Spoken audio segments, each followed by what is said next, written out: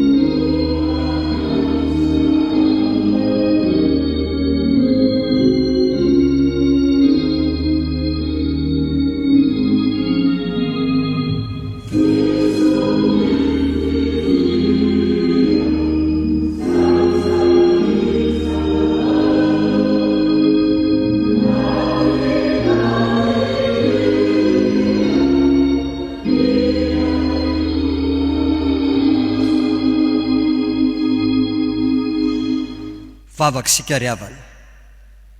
Andriamanitra rainay eo, ianao tokoa no Andriamanitray ary fahazavana zao tontolo zao. Avy midera sy mankalaza anao zahay mpanomponao, Andriamanitro, eny misaotra anao zahay, mahatratra ity alady manokana ity izay ankalazainay sy anomezanay voninahitra ny anaranao, ary indrindra azonay mideranao amin'ny alalan'izao asa ny toeram-pamonjena zaza izao.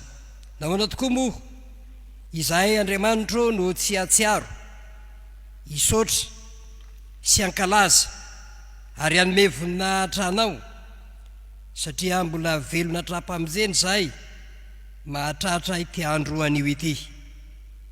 Tena tsy takatry ny sainay ny alehibe ny fahasoavanao Andriamanitro, ka ny tantananao anay sy ny arovanao anay na dia kely sy bitika aza izahay. Endre ny hatsaran'ny famindramponao Andriamanitro, ko indreto izahay mangataka ny amelanao ny elokay sy ny tsy fahamendreanay manoloana izany fahasoavanao lehibe sy makadiry izany. Ary misaotra anao izahay fa Andriamanitra mamindra fo sady mamela eloka ianao, ka raisinay amin'ny finoana ny famelan-keloka izay atolotrao ho anay noho ny amin'i Jesosy maty teo amin'ny hazo fijaliana isolo elokanay. Ankehitriny ary Andriamanitro dia indreto izay mahatsiaro ary mangataka ny fanahy masina arotsay aminay, azonay manatanteraka tsakany sy andavana ity fanompovavahana tanterahanay amin'ny anaranao ity.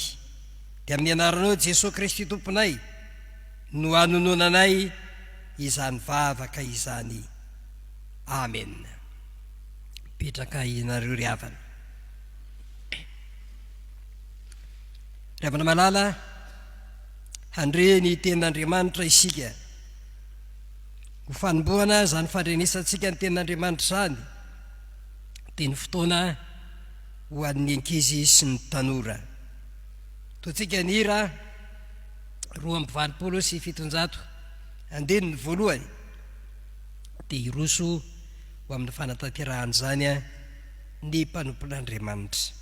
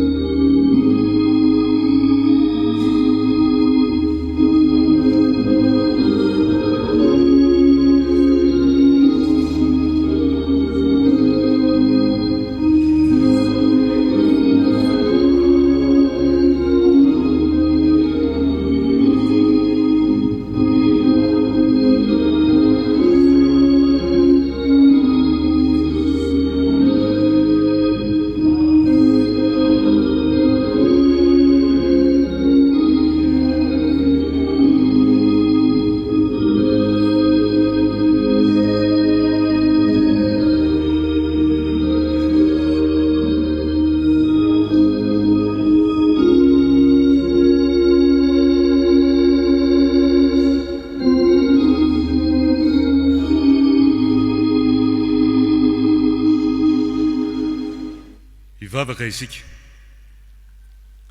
raha eo omeo anay ankizy sy tanora ny fahazavanao fa te iaina ao anatin'izany mazava zany zahay, mba te ampazava ny manodidina anay koa izahay. Amen. Dia fahazavana ahazava ny firenena sady voninahitry ny Israely ny olonao.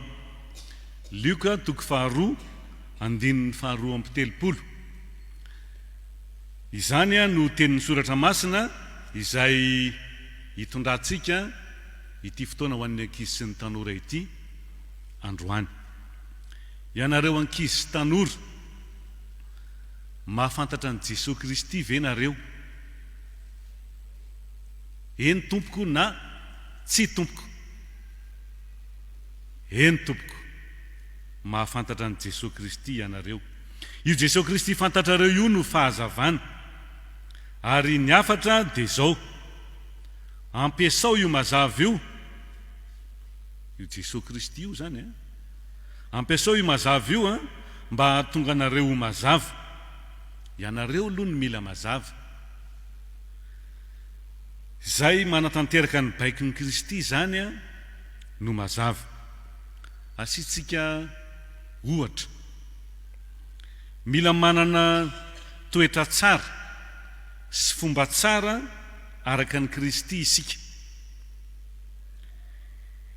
de miaina ao amin'ny mazava, satria izay manaraka ny baiky ny Kristy io isika no afaka mahazo sy miaina ny mazava. Tanterahanao zany io a de ho mazava ianao. Sy tsika ohatra hoe tsy miteny ratsy, sarotra zany sa mora? Mora fa ho an'ny sasany sarotra, fa ho atsika mora. Ohatra manaraka, mandeha miangona foana rehefa lahady, tsy de sarotra, tsy atao fotsiny izy ho an'ny sasany, nefa izay ny baiky ny Kristy. Ka raha manao an'izany zany tsika dia hanana ny mazava. Sy tsika ohatra farany ho an'ny ankizy sy ny tanora, miarahaba olon-dehibe, azo atao zany. Zay zany ny atao a manaraka ny baiky ny Kristy a, de manana ny mazava. Tsy miteny ratsy mihitsy maritry ny taona 597 andro, miarahaba olon-dehibe foana mandritry ny taona. Rehefa mifanena amin'ny olon-dehibe a de arabaina izy, faralampombo zany a, ary anisan'ny tokony ho atao. Mandeha miangona foana isaky ny lahady mandritry ny taona, baiky ny Kristy zany. De ho tonga amintsika ny fahazavana, ary efa omeny Jesosy anao io fahazavana io, efa omeny Jesosy antsika ny mazava. Fa ilay fanontaniana zany de zao: ho ampiasainao ve ianao ankizy sy tanora? Ho ampiasainao ve io fahazavana omeny Jesosy Kristy anao io? Ka raiso ary ampiasao amin'ny fiainanao ny mazava de Jesosy Kristy zany. Raha hitaritsika kely de hoe tanterao le ohatra telo teo. Ary ny farany a dia rehefa mazava ianao, rehefa mazava sika, de mba hitondra ny mazava eo amin'ny manodidina anao koa ianao, mba tsy teny ratsy tsonikory zareo, mba handeha hiangona foana koa izy a rehefa lahady. Amarana antsika azy a dia ho averintsika ny tenin'ny soratra masina teo, izay iarahantsika rehetra mamaky ny anaran'ny Tompo, manao hoe: de fahazavana, fahazava firenena sady voninahitra Israely miononao. Ho an'Andriamanitra irery ny voninahitra. Amen.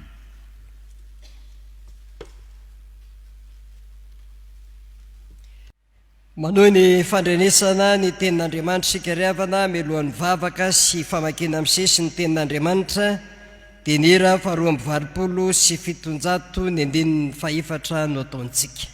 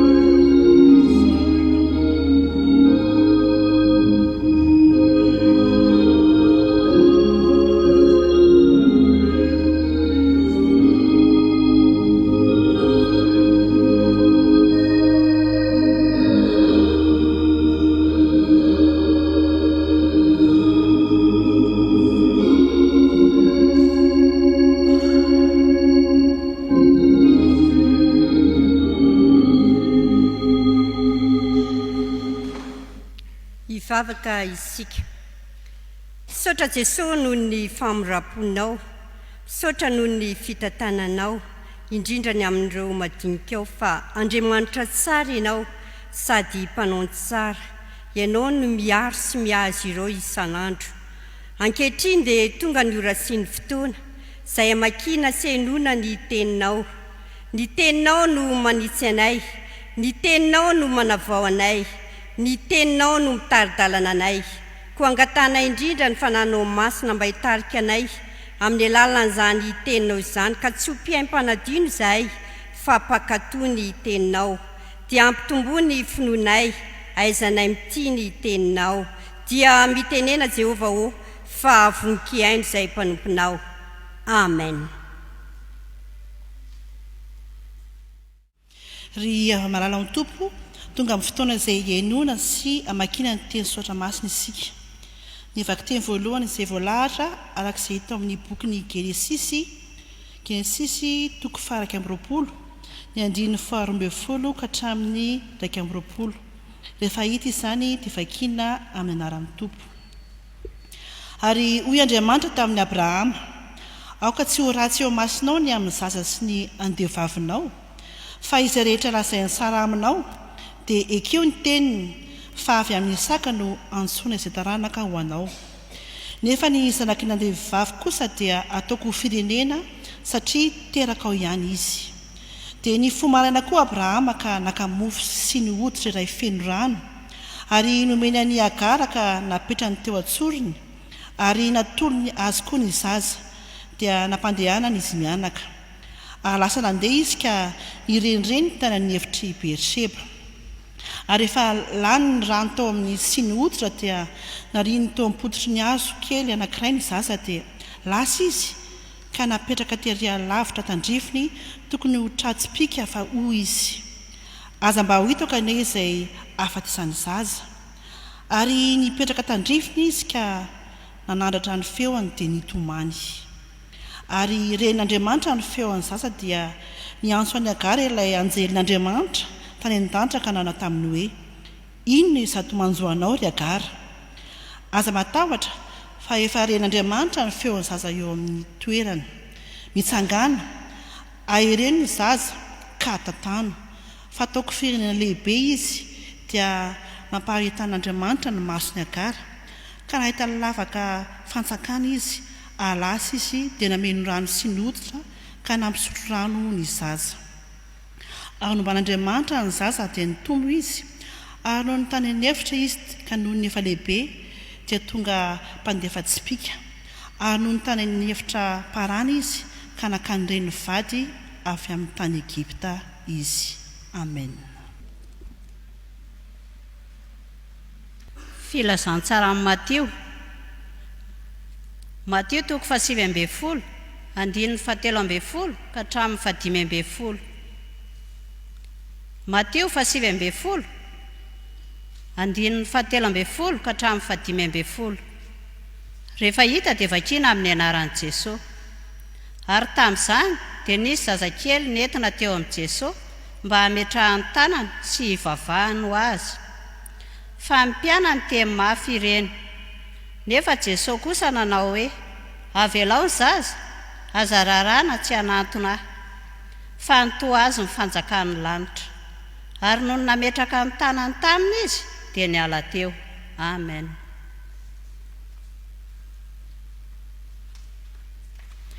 Epistily ho an'ny Hebreo. Hebreo 12:7 ka hatramin'ny 1:20. Rehefa hita dia nanamaky amin'ny anaran'ny Tompo. Fa maizana no antony aretanareo. Andriamanitra mitondra anareo tahaka ny zanaka. Faiza moa izay zanaka tsy faizindrainy? Fa raha tsy faizina tahaka ny nitondrana azy rehetra ianareo dia zaza sary fa tsy zanaka. Ary koa isika dia manana ny ray nofintsika ho mpanafay antsika ka efa nanaja azy. Tsy maika fa izay anekentsika ny ray ny fanahy ka ho velona isika, fa ireny dia nanao izay ahafay antsika tamin'ny andro vitsy araka izay sitrapony, fa izy kosa dia niahasoa mba handraisantsika ny fahamasinany. Fa ny famaizana rehetra dia tsy mba atao mahafaly andro anaovana, fa mampahory. Fa rehefa afaka izany dia vao mitondra ny vokatry ny fahamarinana hiadanana eo amin'izay anaovana azy izy. Ray masino manamasinana amin'ny fahamarinana, ny teninao ny fahamarinana. Amen. malala dia tsika iara-mitsangana no ny hira fahaenina amby 27 ny andinin'ny voalohany sy fahaefatra mialohany andrenisantsika ny afatry ny tenin'Andriamanitra. Dia iara-mitsangana sika.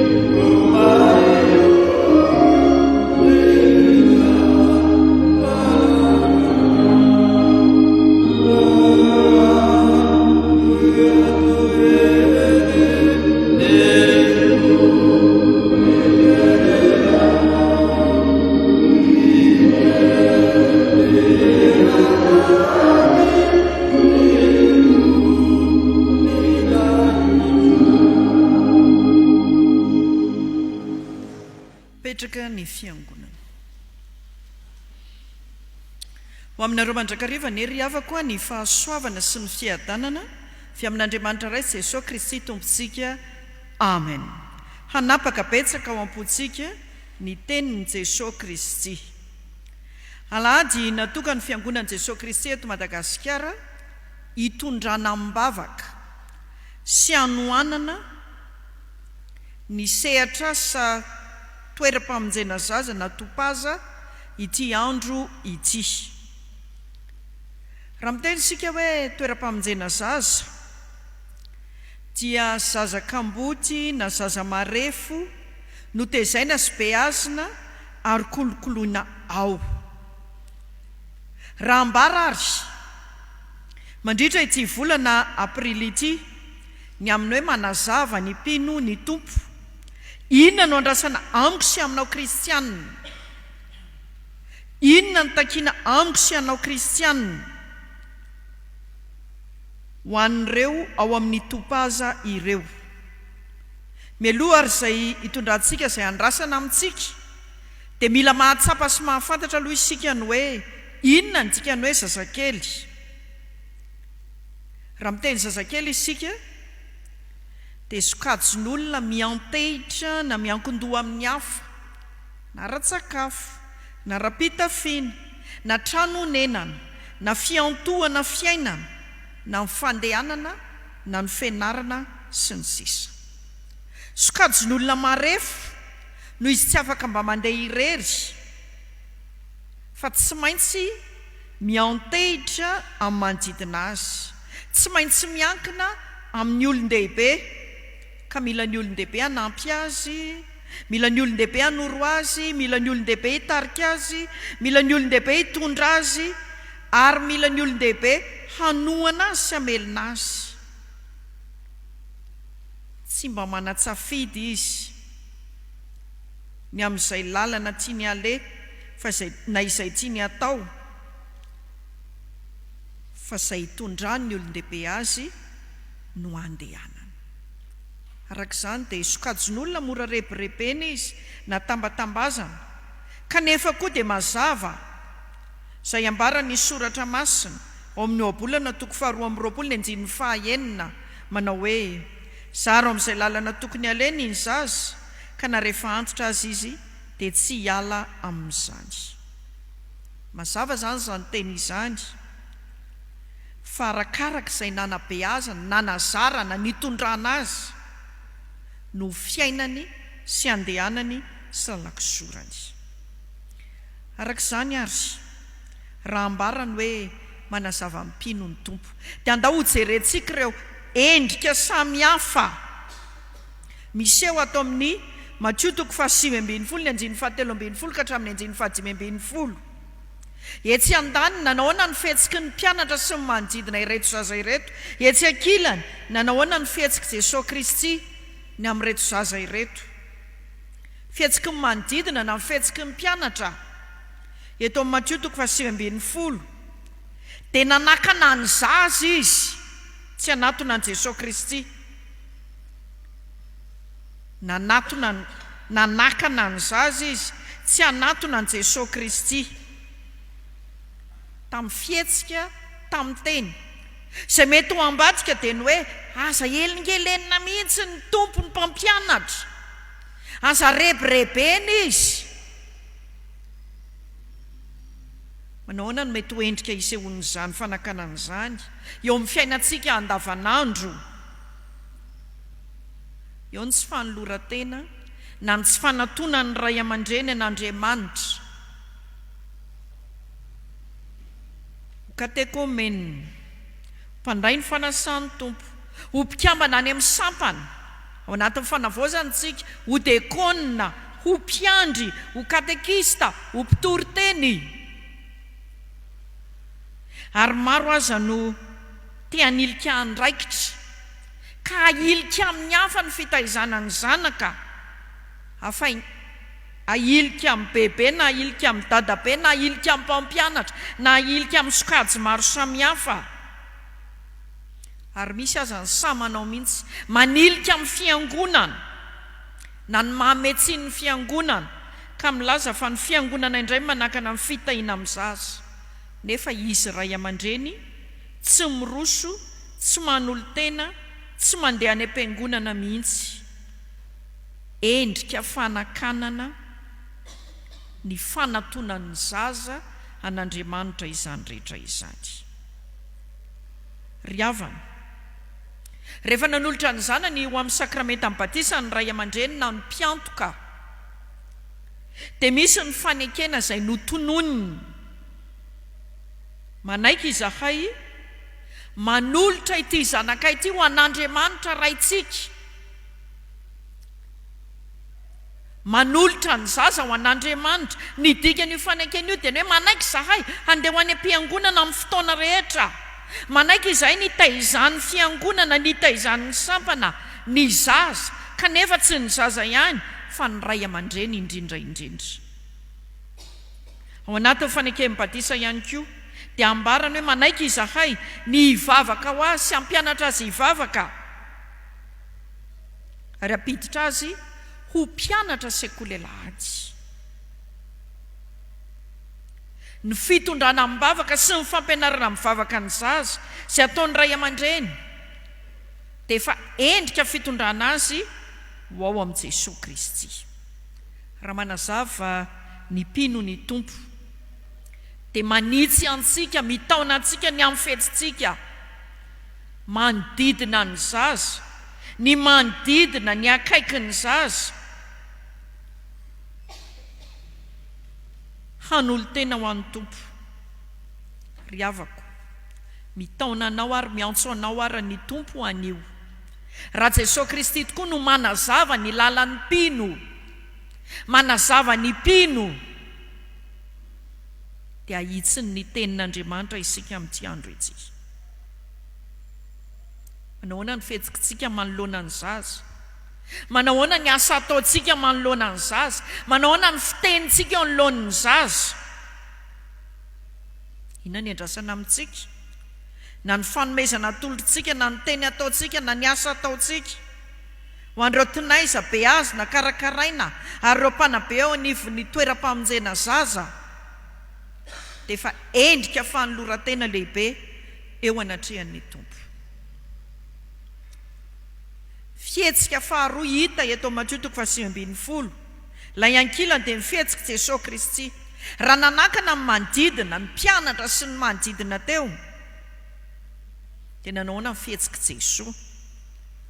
Nanome vahana izy, nanome anjara toerana ny zaza izy, ny amin'ny fanatonana azy ka hoy Jesosy hoe avelao ny zaza ary azararana tsy anatona fa anto azy ny fanjakany lanitra.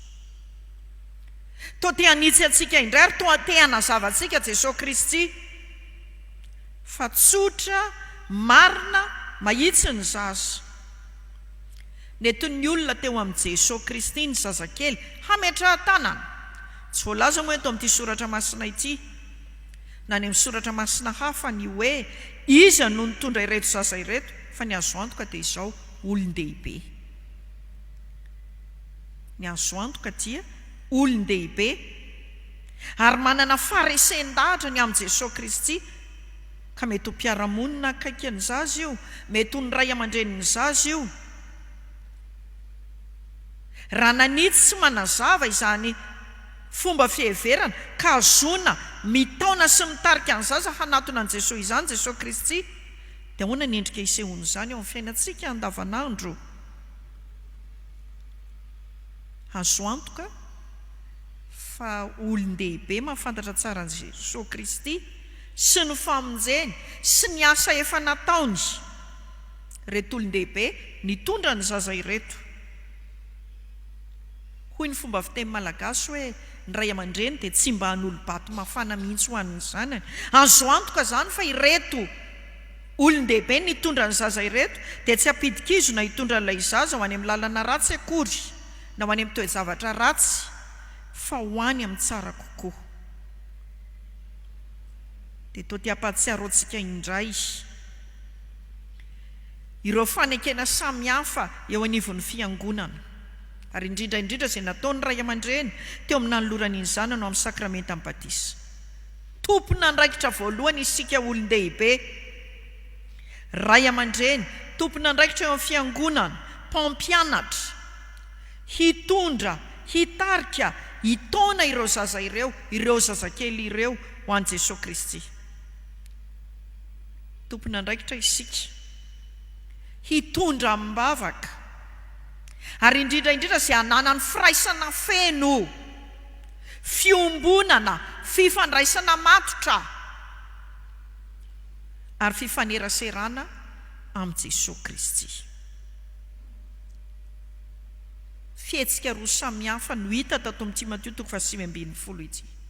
Fihetsika ny manodidina akaiky an'ireto zaza ireto izay nanakana tsy hanatonany an'i Jesosy Kristy. Ary tetsekilany Jesosy Kristy mihitsy no nanome toerana sy nanome vana hoe avelao ny zaza ary azazarana tsy hanatona. Any amin'ny soratra masina hafa, avelao ny zaza anatona. Manazava antsika ny tenin'Andriamanitra, manazava antsika Jesosy Kristy ny amin'ny fihetsika tao manome vahana, miandany manokana manome toerana ny zaza ary mandray an-tanana ny zaza, mitantana ny zaza. Mipetraka amiko sy ianao kristianina ary mipetraka amiko sy ianao fiangonana ary ny tenin'Andriamanitra any io. Manao ahoana? Inona no fanandraisana anjara manokana na fandraisana andraikitry ny fiangonana na ny kristianina eo amin'ny fikarakarana, fikolokoloana, fanampiana sy fanohanana ny zaza? Misy teti-bola manokana avy eo an'ny sekoly alahady na ny sekoly ohatra ao anatin'ny fitandremana na eo anivon'ny synodam-paritany, manana anjara am-ponao ve ireo zaza kamboty tinaiza ao amin'ny topaza ohatra? Inona ny anjaran'ny fiangonana? Inona ny andraikitry ny fiangonana? Inona ny fanomezana vana sy fiandaniana amin'ireo zaza ireo? Mazava eto ry havako, rehefa nentina teo amin'i Jesosy Kristy ny zazakely mba hametrahany tanana sy vavahany, dia toa te hiteny amiko sy te hiteny aminao ary te hiteny amintsika rehetra manao hoe te hanome hery, te hizara hery, te hampahery ary te hizara fifaliana sy fiadanana ho an'ny zaza Andriamanitra. Te hamelona indray ny zaza Jesosy Kristy. tsy mamela ny zaza hitoreo na hitomany na hitaraina na hidradradratra no ny etaeta no ny anoanana no ny tsifisina na no ny atsika na ireo endrim-pahoriana samihafa Jesosy Kristy tsy ny ara-panahy ihany no jereny fa ny ara-nofo indrindra ary hitantsika izany tao amin'ny Genesisy 1:27 lay teny nambara rehefa tao anatin'ny fakiviana tanteraka i Agara toa efa nanary ny zanany ary toa nametraka ny zanany ary dia fitenenana sy ny filazana hoe mba tsy ho hitako ny zavatra anjona ny hafatesany zaza dia hoy ny tompo taminy hoe aza matahotra fa efa ren'Andriamanitra ny feon'ny zaza eo amin'ny toerany hoy ny anjelin'Andriamanitra tamin'ny Agara. Rehefa koa malala rehetra amin'ny tompo miantso asianao kristianina ny tompo anio hanoana mibavaka hanoana amin'ny endrika hita maso hijery manokana sakafo fitaovana fitafiana kilalao kojakoja samihafa arak'izay azontsika atao ho an'ny toeram-pamonjena zaza ho andreo zaza tiana izina sy beazina ary ho andreo tompona ndraikitra rehetra ihany koa avelantsika hidradradratra hitoreo no ny etaeta sy ny anoanana ve takilay zaza nambara tary amin'ny Genesisy 1:20 izaho sy ianao mihitsy ilay itenenan'ny tompo hoe efa ren'Andriamanitra ny feon'ny zaza eo amin'ny toerany dia izaho sy ianao mihitsy no tompona ndraikitra hamay izany fidradradradrana sy izany fitalahona izany. Baiko antsika raha ny tompo anio mitsangana areno ny zaza ka tatamo fa ataoko firenena lehibe izy. Fanahy masina ry havako hanazava ny saintsika hazotsika mamantatra ny sitrapon'Andriamanitra hanazava ny saintsika hampafantatra antsika inona no anjarako sy anjaranao izay tokony atao eo amin'ny toeram-pamonjena zaza andraikitrao kristianina FCKM izany rehetra izany. Fanahy masina ny iaso anatintsika afahantsika mijoro ho vavolombelona ary aneo mandrakariva ihany koa ny voninahitr'Andriamanitra. Amen.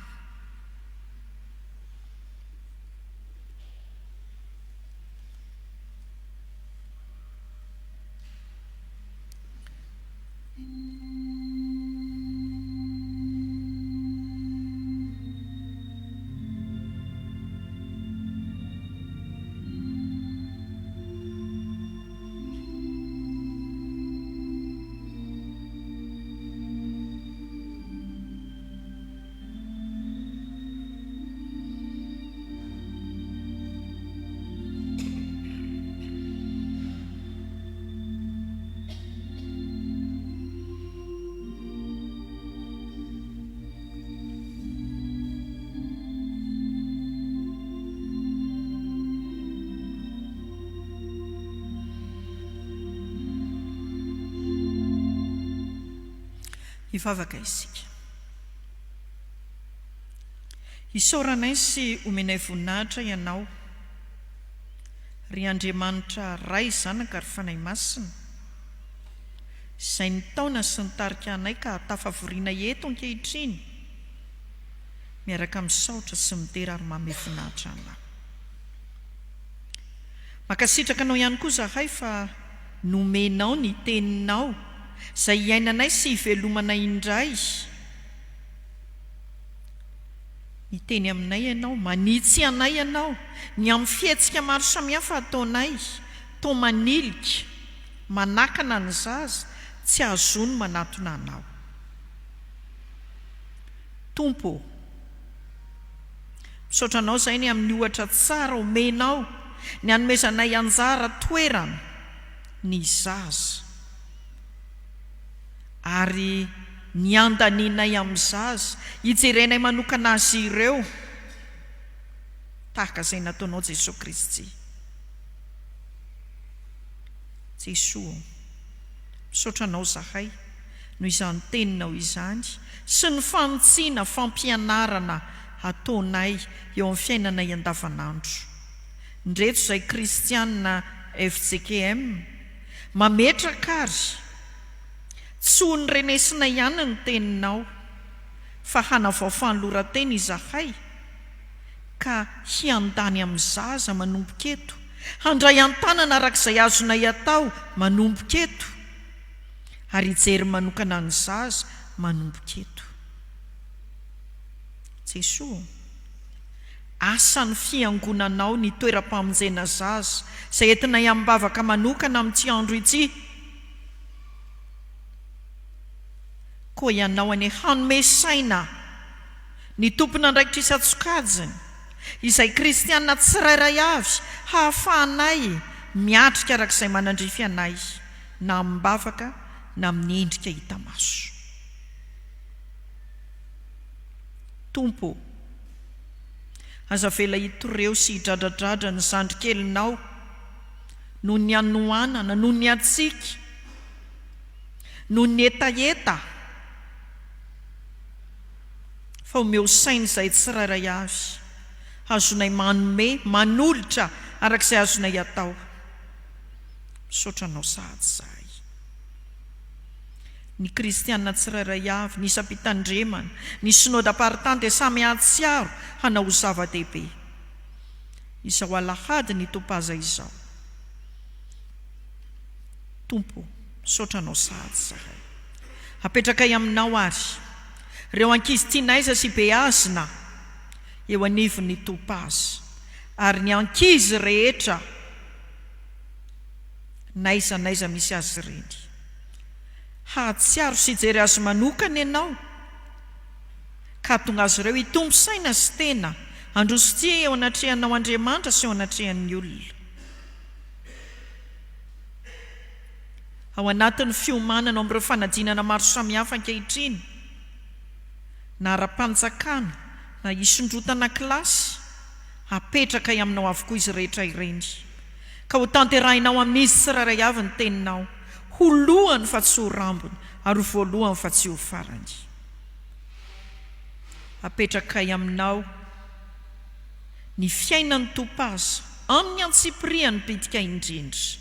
Ianao Andriamanitra mahalala, mihoatra noho izay heverin'ny sainay sy fantatray. Ho tanterahinao amin'ireo zaza ankizy ho an'ireo tompona andraikitra ny teninao hoe atanatanao ny vavanao, hamana azy ireo ianao na amin'ny teninao na amin'ny sakafo hita maso. Misaotranao zahay, mivavaka aminao zahay. Ho an'ny kristianina FJKM rehetra tsy misy ankanavaka isan'ambaratonga andrafitra sy isan'ambaratonga ampitondrano. Hatsiaro hanataon-teraka ny anjara manandrify azy avy ny amin'izao asa efa sitrakao na orina sy natsangana eo anivon'ny fiangonan'i Jesosy Kristy eto Madagasikara izao. Apetraka aminao ihany koa ireo fanavaozana rehetra isan'ambaratonga andrafitra sy isan'ambaratonga ampitondrano. Tsy olona ihany no avaozinao fa ny fomba fiasa izay rehetra hatao sy tanterahana ka tonga ho any amin'ny fandrosoana sy ny fivoarana ary indrindraindrindra hitombo finoana sy hatoky anao. Apetraka aminao Jesosy Kristy, ny fiangonan'i Jesosy Kristy eto Madagasikara, ny birao mpiandraikitra fohibe, ireo mpiandraikitra fohibe, ireo tompona andraikitra isan-tsokajiny anivon'ny sampanasa ary asa. Tanterahinao amin'izy ireo avy ny teny fampahiraizana hoe mpanompoka ianao efa nofidiko ka tsy mba hariko. Tsy adinonay Andriamanitra ny mivavaka ho an'ity firenena ity, izay fantatrao sy mianjaanja eo anatrehanao. Tompo, mamindrafo amin'ny firenenay, mamelahy eloka, fantatrao ny zava-misy, fantatrao ny fiainanay, latsaka lalina ao anaty lavaka, ny fahantrana, ny tsy fandriam-pahalemana, ireo fikorontanana maro samihafa. aseho i tompo fa tianao Madagasikara, aseho i tompo tianao ny malagasy, ary rediana hivarotra aminao, faingana ianao anjaka eto amin'ny nosinay, dia taio ny tanindrazanay, taio ny malagasy. Misaotra anao zahay. Marobe Andriamanitra ny tianay ho tononona eo anatrehanao, na ho fisaorana izany na ho fangatahana, eny fifonana ihany koa. Ao kanefa ho ny sitraponao irery ihany no atao fa tsy ny sitraponay.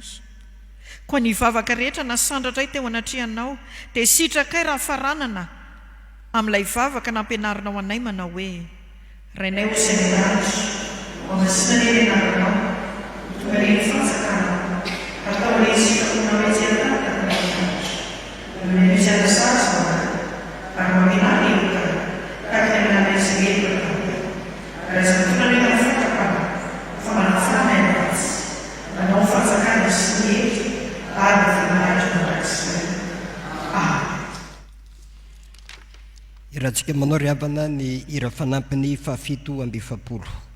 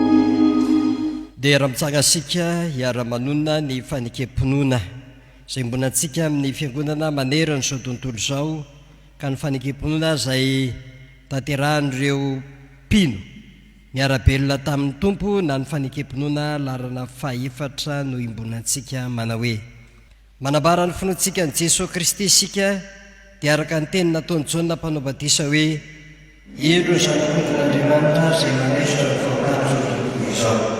Sy araka ny teny nataony Andrea hoe: efa nahita ny Mesia izahay. Sy araka ny teny nataony Natanaela hoe: Rabi io, ianao ny zanak'Andriamanitra, ianao ny mpanjakan'ny Israely. Sy araka ny teny nataony Samaritana hoe: ny tena nainina ndray ka fantatray fa izy toa ny mpamonjy izao tontolo izao. Ary araka ny teny nataony Petera hoe: ianao ny kristy zanak'andriamanitra velona, ianao ny manana ny teny fiainana mandrakizay, ary araka ny teny nataony tomasoa tomboko sy andriamanitra. Amen. Pedrakisika riavana. So riavana dia tonga amin'ny fotoana izay anambarana ny raharahan'ny fiangonana isika, ary dia hovakina amintsika ny afatra sy ny topaza amin'izao alahady natokana hitrotroanam-bavaka sy ahafahan'ny fiangonana manoana azy ireo izao.